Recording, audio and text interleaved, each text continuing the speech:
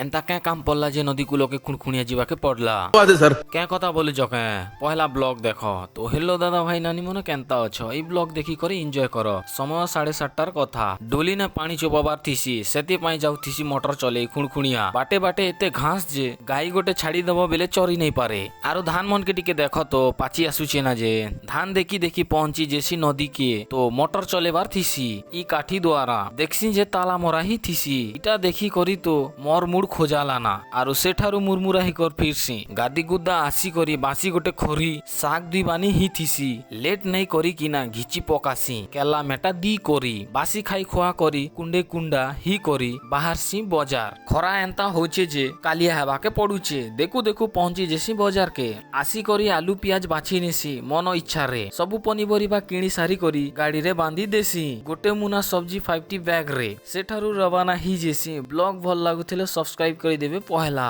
जय जगन्नाथ मिलमा परवर्ती ब्लॉग रे।